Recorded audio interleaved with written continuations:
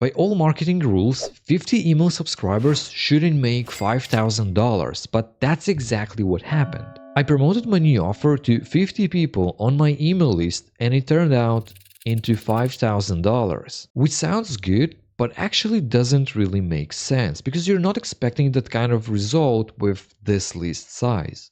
And I didn't run ads, I didn't build complex funnels, and when I started breaking down what I did, here's what I realized. People didn't really buy because of the launch itself, they bought because of what I did prior to the launch. And in this video, I'll break down exactly what I did prior to the launch and what I did during the launch to make this happen. So first of all, before any launches, before any promotions, the emails that I was sending did all of the heavy lifting. And looking back at it, that was the first phase, the build-up phase. Because long before the promotion, the emails that I was sending had a very specific and important job, and most of the people who will ever launch will skip this step entirely. So I was sending very casual emails with only one purpose: to test ideas, talk about different problems, and see what people react to. And over time, I started seeing patterns. What kind of message resonates, what actually matters to them,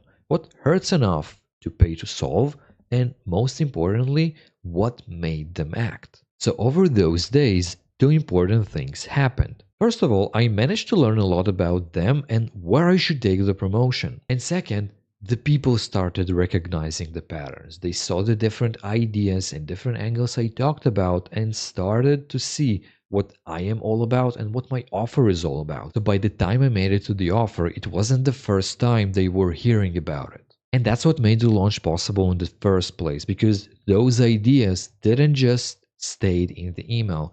They carried into the rest of the things. They'd see it in the Skool group, they'd see it in the post. Some of them had conversation with me and saw that there, same ideas reinforced in different places. And that's what actually made it work. Not one perfect messaging, but multiple exposures to the same idea. And that's what I call the familiarity effect. And it's not just a marketing concept, it's been studied in other areas as well. For example, some researches about politics show that a large number of people voted for a specific candidate simply because they saw them on TV more than rest of the candidates. Not because they deeply understood their policies, but because they were more familiar with them.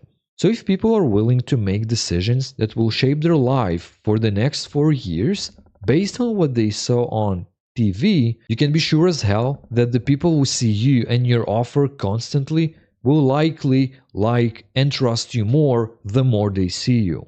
And the question I get a lot when I explain this is, okay, but how do you actually figure out what people want only from those emails? Because it's easy to say, look out for patterns, see what resonates. But when you're actually sitting there, it's not that obvious. So instead of overthinking it, I created a very simple prompt that pulls all of the information for me and displays it very clearly. And it's nothing fancy, it's just something that forces you to look at your emails at the right way. And I've shared this exact same prompt inside my Skool community. That's actually what I use and all my paying members are using to break down their emails and see where to take their promotions. And today, just for joining the group, you're getting it for free. So check it out, the link is in the pinned comment below. So once I had this all information clearly in front of me, this would lead to the second phase,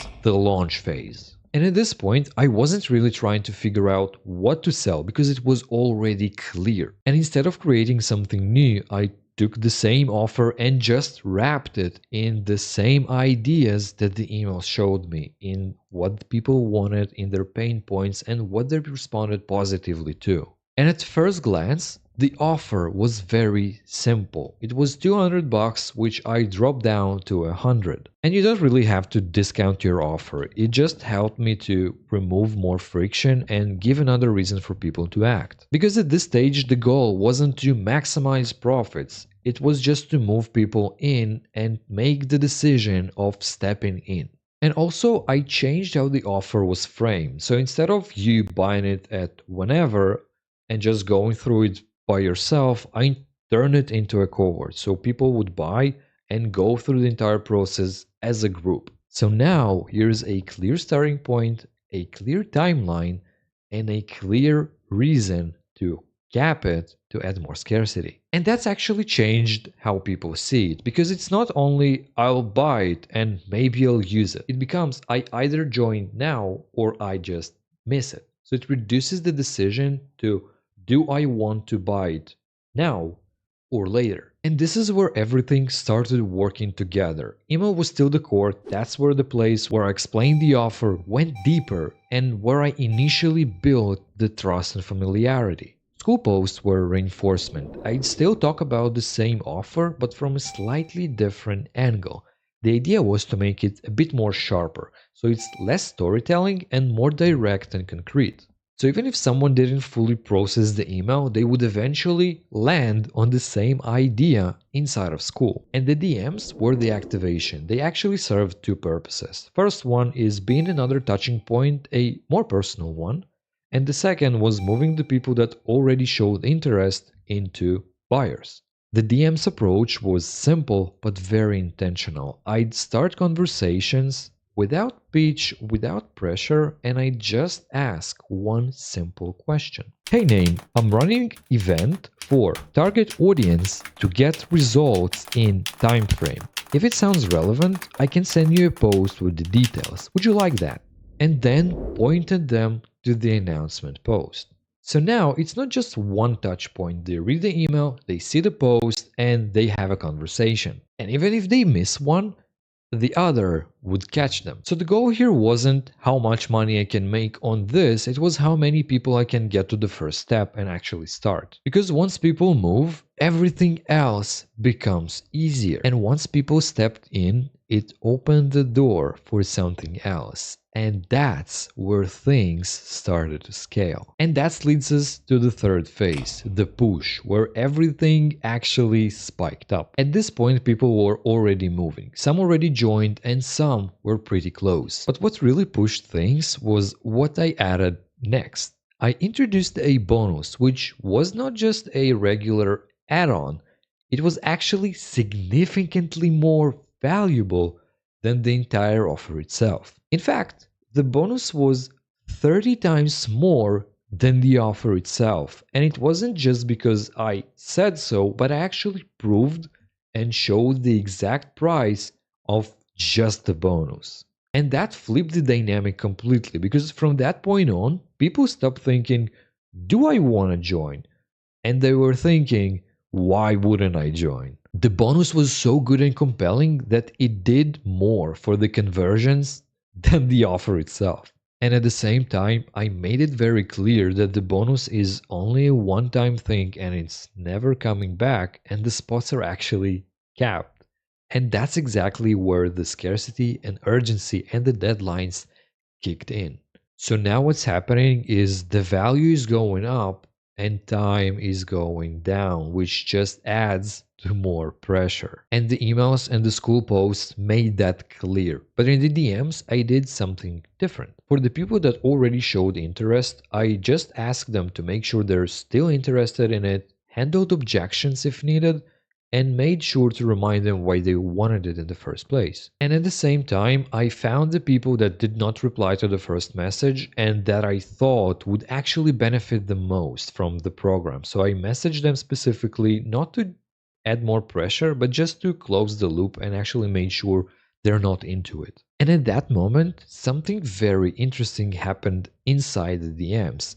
Some of the people who I messaged weren't just interested in the thing that I promoted, but they actually wanted more. They didn't just wanted the low ticket offer, they wanted the main big thing. They saw the emails I've been sending, so how they make them feel, and they wanted the same for themselves. So naturally, it led to high ticket conversations, and that's where most of the revenue came from. And this is where things actually spiked and turned 50 email subscribers into $5,000. When I look back at it, a few things became very clear to me. First, the best way to make people engage is actually to make an offer. Before, I was really focusing on creating more content, writing more emails, posting consistently, but never made an offer. But when I finally did, way more people responded. Even though they knew my intention and knew where it was going for, they were completely fine with it because people actually want to buy.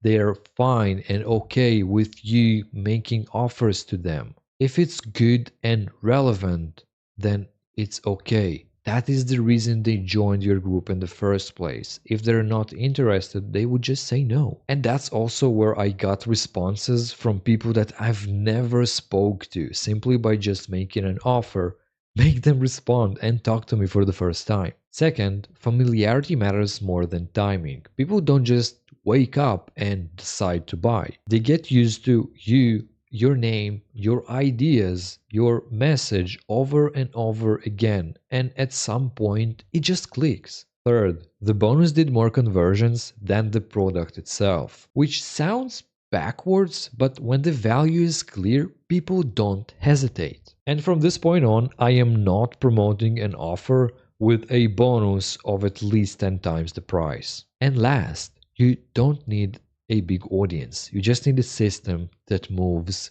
people. And if we zoom out for a sec, we actually realized that it's not that complicated. So let's quickly break it down and recap everything. Email was the core. That's where I figured out what people actually wanted and what moved them. And once again, the prompt is in the Skool group and you can find it in the pinned comment below. Posts were reinforcement. They just made sure people saw the same ideas from slightly different angles. And DMs were activation. That's where the conversation happens and where decisions were made. And when you combine all three, you don't just rely on one moment. You give people multiple chances to see it. And that's what makes the difference. So if you're sitting there with a small list, thinking that it's not enough, it's not a size problem, it's a structural problem. Because 50 people is more than enough if they actually see you. The problem is not your list, is what you actually do with it. And if you have a small list, please comment below, let me know what you do, and I'll try to help you as much as I can in the comments under this video. And if you do have a big list and you watch this video and you're thinking, cool, it all makes sense, but most of my members are not in my Skool group, they're just sitting in my list. And in the next video, I'll show you exactly how I took an existing email list and turned it into 200 more members in just a few days using a very simple email strategy. So click somewhere on the screen and go watch it next.